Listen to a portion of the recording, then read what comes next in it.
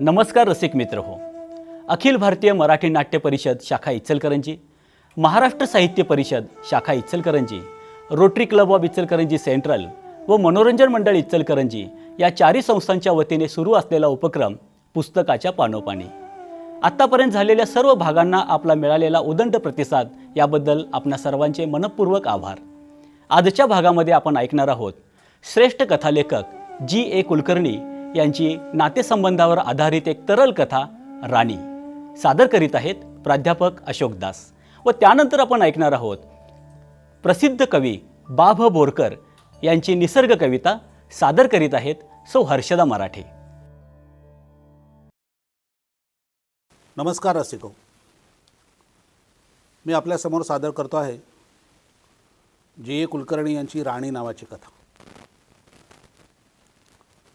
भाऊने अंगावरील रजाई बाजूला केली आणि ते उठून बसले.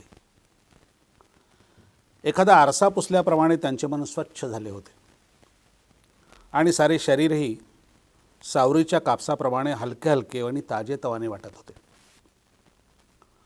तापून जळत असलेले कपाळ, सारी शक्ती ओसरून गेलेले शरीर ही सारी पुन्हा जिवंत झाली होती.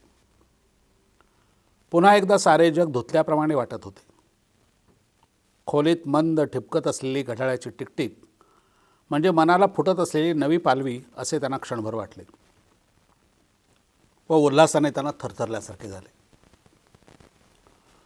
पायावर आलेल्या उभेवरून समोरच्या खिडकीतून सूर्याचे किरण आत पसरले आहेत हे त्यांना समजले व त्यांना प्रसन्न वाटले. उजवा गुडघा किंचित दाबून ते पुढे सरकले. खोल आतून आलेल्या कळीमुळे त्यांच्या मनावर तीक्ष्ण शस्त्राप्रमाणे नाजूक रक्तरेषेचा ओरखडा उमटला. पण तो क्षणभरच. अंगावर शाल टाकल्याप्रमाणे सूर्यप्रकाश त्यांच्या भोवती लपेटला गेला. त्यावेळी त्यांचा आनंद पूर्ण झाला.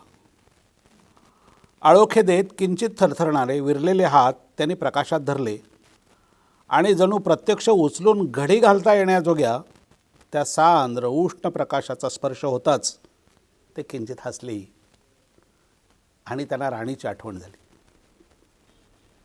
ती वेडी पोर राणी, हे किरण धराला कशी वाऱ्यासारखी फुरफुरते ते पुटपुटले. बसल्या बसल्या त्यांनी रजाईची घडी घातली. त्या रजेवर हात ठेवताना भाऊंना आपल्या पत्नीची नेहमी आठवण होत असे. तिला शिवणकामाची अतिशय आवड होती. कापडाचे निरनिळ्या रंगाचे तुकडे कातरून तिने त्या रजेवर अशी चित्रे निर्माण केली होती की त्यामुळे क्षणभर डोळे निवत. मध्यभागी एका मोठ्या रेशमी तुकड्याने तिने एक तुळशी वृंदावन बनवले होते.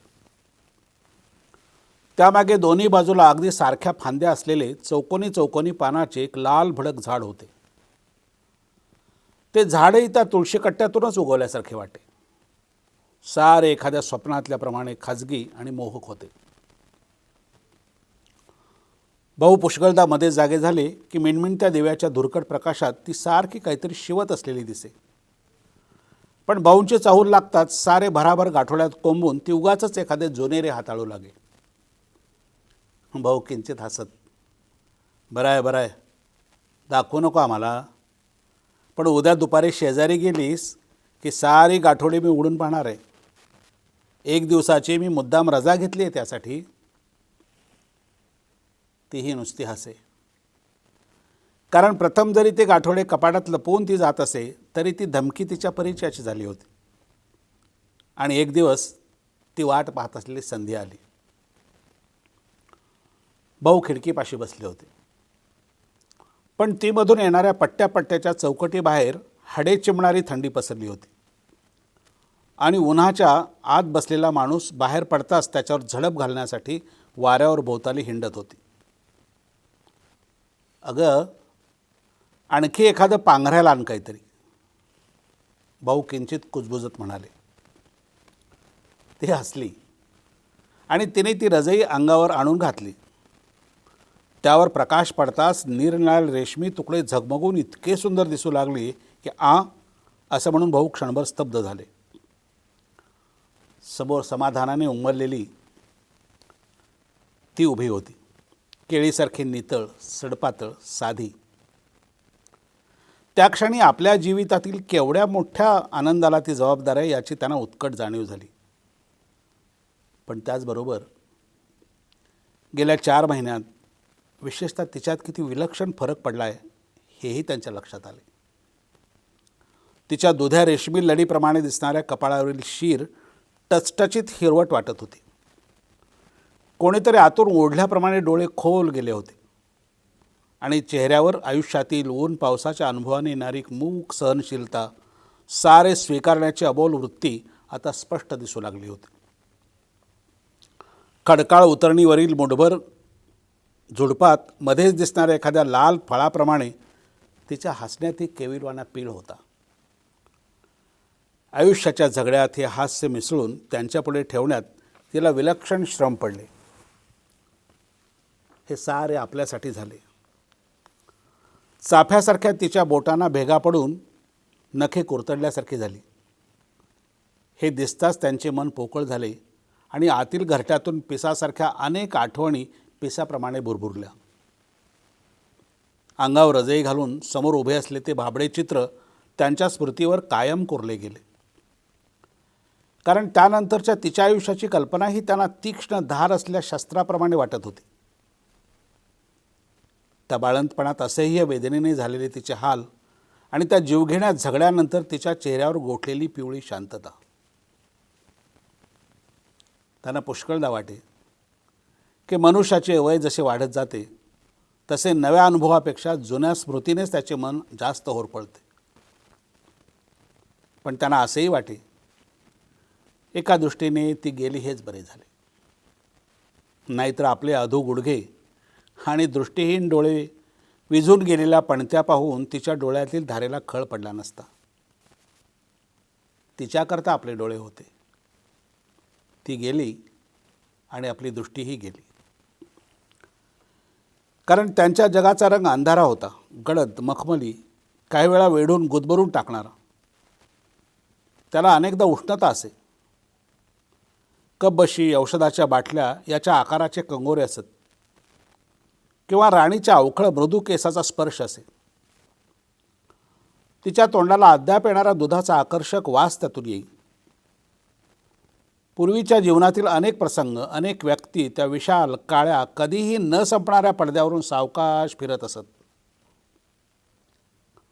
चित्राचे एखादे ग्रीक भांडे हळूहळू गोल फिरवावे त्याप्रमाणे. पण ही सारी चित्रे नंतर मांडीवर बसल्या राणीमध्ये नाहीशी होत. तिने आपले हात त्यांच्या गळ्यात टाकून गोष्ट सांगण्याचा अवखळ बोबडा आग्रह केला की त्यांना थोडा वेळ हताश वाटे. पुरी, तुझं उमलत असलेलं खरं जीवनच इतकं मधुर आहे की त्यापुढे माझ्या काल्पनिक गोष्टी साऱ्या निर्माल्याप्रमाणे आहेत. माझं वटून गेलेलं झाड तुला काय नवी फुलं देणार? तू पाऊल टाकशील तिथं कळ्या होतील. तू एक शब्द उच्चारलास तर त्याची गाण्याची लकीर होईल. ती जवळ येऊन उभी राहिली की तिच्या एवढ्याशा शरीरातील ठोके त्यांच्या मनाच्या गाभाऱ्यात उमटू लागत. ती आहे तरी कशी हे पाहण्यासाठी ते तिच्या चेहऱ्यावर हात फिरवत. तिच्या डोळ्याचा रंग माधवप्रमाणे गारा आहे की सुनबाईप्रमाणे जुन्या मधासारखा आहे? तिचा रंग आजीसारखा आहे का? मग त्या अंगठी घालण्याचे बोट असले तरी चालेल, पण आपल्यासारखे काही तिच्यात आहे का? त्यांना हे काहीच माहीत नव्हते. त्यांच्या त्या सुखाला अनेकदा निरनिळ्या पाकळ्या होत्या, परंतु राणी म्हणताच एक मूर्ती मात्र त्यांच्या मनात ठसत नव्हती. त्यांनी तिला कधीच पाहिले नव्हते. त्यांनी काळजीपूर्वक ऐकण्याचा प्रयत्न केला, पण आज खाली अद्याप काहीच गोमगाला नव्हता. नाहीतरी यव्हाना स्वयंपाकघरात नुसता धुमाकूळ चाललेला असे. प्रथम कब्बशा मांडल्याचा आवाज येतो, मग किंचित खोकत नाना येतो. त्याच्या हातात नेहमी सिगरेट असे. त्याच्या आयुष्यालाच सिगरेटचा वास येत होता. राणीला जवळ देताना त्याच्या चांगल्या कुलवंत सिगरेटचा किंचित धुद्ध वास येई आणि तो भाऊंना फार आवडे. नंतर शीळ वाजवत, खरं म्हणजे त्याला शीळ वाजवताच येत नसे, तिला एकदम मध्ये चीर जात असे. त्यांचा थोरला मुलगा माधव येतो. मध्येच राणीची आई, राणी ठेव ती स्पिरिटची बाटली बाजूला. राणी सांडलंच दूध, आता कुठला चहा कपाळाचा, असं म्हणून ओरडते. मग मोठमोठी पुस्तके कोसळल्याप्रमाणे माधव धडधडा हसतो. मग एखाद्या वेळी राणी मांजरासारखी ओरडते किंवा ताट घेऊन त्यावर पळी वाजवत साऱ्या घराचे कान बधीर करते. राणी आता गप्प बसली नाहीस तर प्रसाद मिळाला चांगला, रागाने नाना ओरडतो. मग राणी अयो असा सिनेमातल्याप्रमाणे ओरडते आणि सारेजण खो खो हसतात. काय झालं? राणी काय म्हणाली? काय केलं खाली राणीनं? भाऊंचे मन कुजबुजू लागे.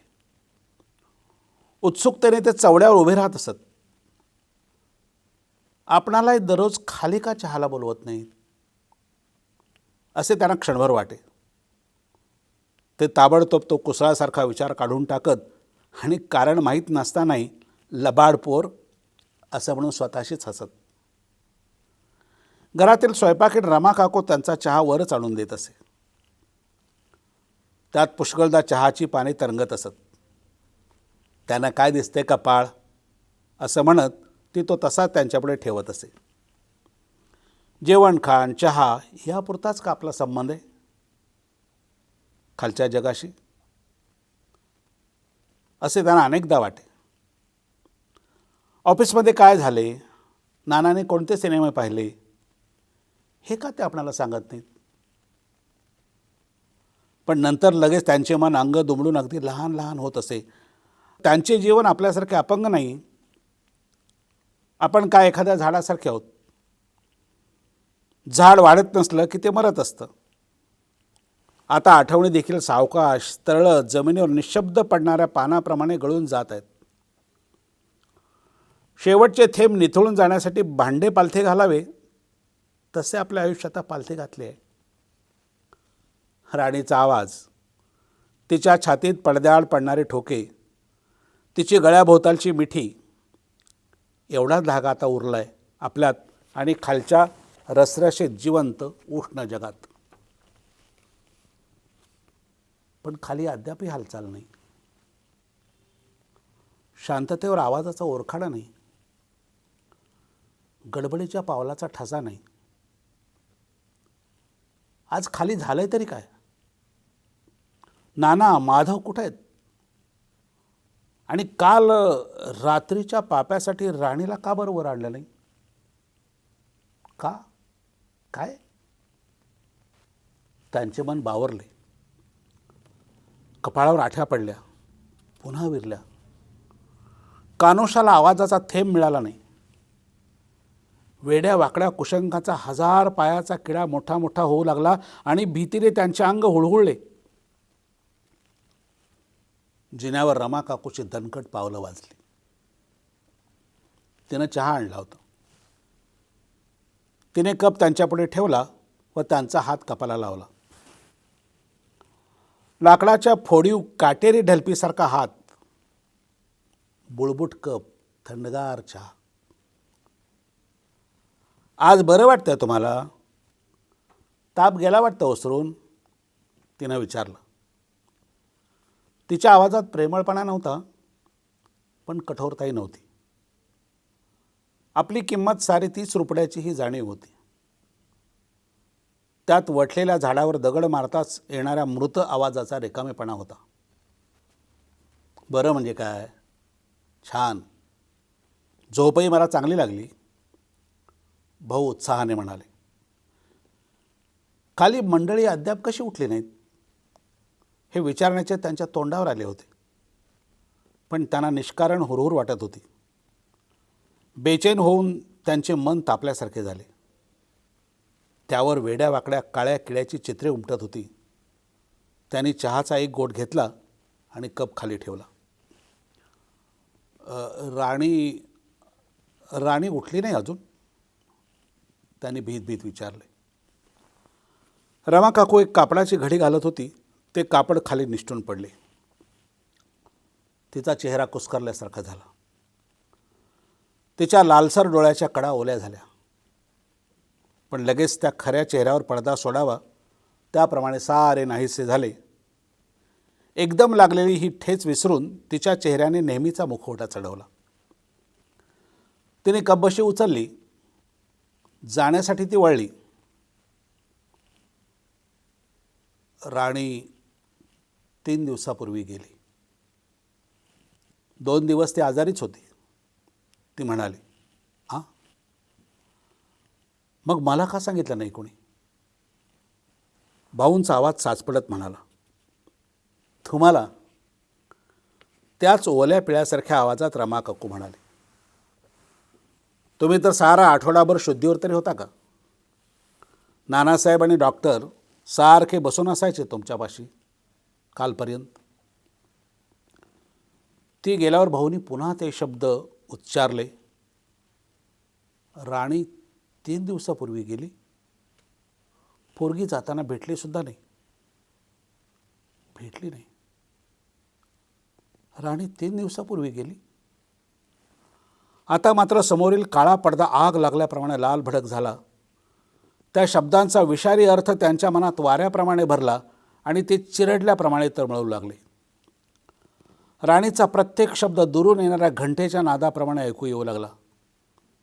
तिच्या केसाच्या वासाने खोली भारली गेली आणि खालच्या गोठलेल्या निर्जीव शांततेवर तिच्या आठवणीचे पाखरू फिरू लागले. जाताना राणी भेटली नाही. भेटली नाही असा ध्वनी घड्याळाच्या टिकटिकीबरोबर ऐकू येऊ लागला.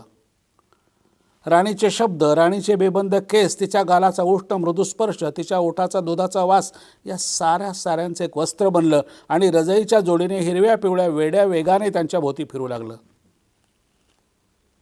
त्यांना भोवळ्यासारखं झालं व त्याने भिंतीचा आधार घेतला. खालची शांतता चुरगळल्यासारखी झाली. नाना खोकत बाहेर निघून गेला. माधवने रमा काकूंना हाक मारली.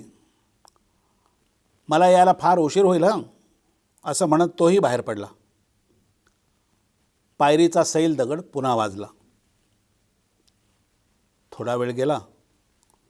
जड शिशाची मिंटं टक टक टक टक आवाज करत कांबळ्यासारख्या जाड्या भरड्या अंधारावर पडत होती. पुन्हा खटदिशी पायरी वाजली. वैनीसाहेब असं म्हणत सोमवारी अभिषेका करता येणारा भटजी आत आला. भटजी, आज अभिषेक नाही. हा रमा काकूंचा आवाज. म्हणजे काय? भटजी उद्गारला. थोडा वेळ कुजबूज. भटजीने दीर्घ निश्वास सोडला. परमेश्वराची इच्छा. पोरगी मोठी गोड हो, तो म्हणाला. परमेश्वराची बेत काय कळणार आपल्याला? म्हाताऱ्याला उदंड आयुष्य आहे आणि सोनकिळीसारखी मुलगी वाया गेली. पुन्हा पायरीचा दगड वाजला. पुढचा दरवाजा बंद. कडीची खडखड.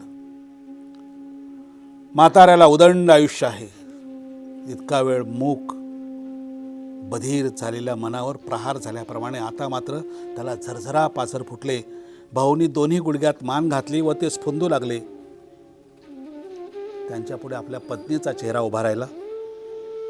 बेगा पडलेली तिची बोटे गुडघ्यावर हलकीच थांबली. तू ज्यावेळी गेलीस त्याच वेळी मीही आलो असतो तर फार बरं झालं असतं बघ, ते पुटपुटले. फार बरं झालं असतं. मला जगायची बिलकुल हौस नव्हती ग. मी इथं भणंग होत चालल्याप्रमाणे शेवटचे क्षण या घड्याळापुढे एक एक वाजवून परत परत देत चाललोय आणि फुंकर मात्र पडली त्या पोरीवर. राणी मला जगायचं नव्हतं ग. मला 1 दिवसाचं सुद्धा आयुष्य नको होतं. जर माझ्या रक्तानं तुझ्या अंगठीच्या बोटाला मेहंदी चढली असती तर मी माझं रक्त तुला दिलं असतं पोरी. मला उदंड आयुष्य नको होतं. शपथ देवाची, तुझी, तुझ्या आजीची, मला जगायचं नव्हतं ग. त्यांचा चेहरा गुडघ्यामध्ये लपला होता, पण त्यांची हाडाहाडाची कमानदार मान आणि पाठ घुसळल्यासारखी होत होती. आणि त्याचबरोबर त्यांच्या तागासारख्या शेंडीचे केस हलून त्यांची उन्हातली सावली सारखी थरथरत होती.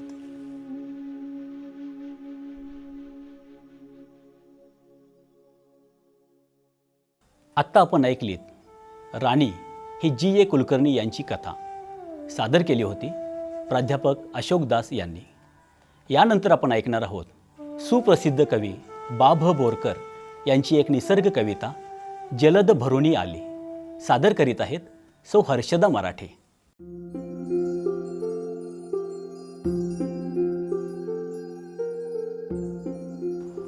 नमस्कार.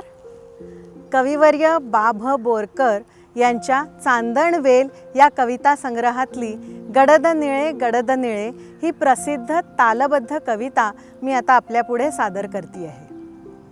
गडद निळे जलद भरून आले, शीतल तनु चपल चरण अनिल गण निघाले. दिनलंघुनी जायगिरी पद उमटे क्षितिजावरी, पद्मराग वृष्टी होय माड भव्य न्हाले. गडद निळे जलद भरून आले. धुंद सजल हसित दिशा तृणपर्णी सज्ज तृषा, धुंद सजल हसित दिशा तृणपर्णी सज्ज तृषा.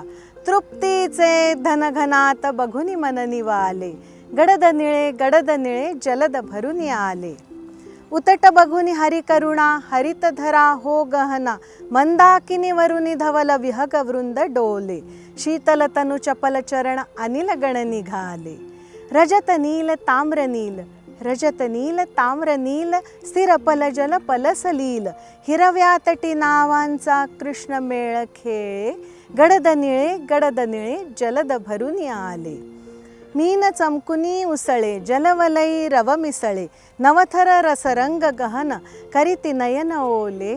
शीतल तनु चपल चरण अनिल गण निघाले. धूसर हो क्षितिज त्वरित ढोरपथी अचल चकित, तृण विसरुनी जवळील ते खिळवी गगनी डोळे. गडद निळे जलद भरून आले.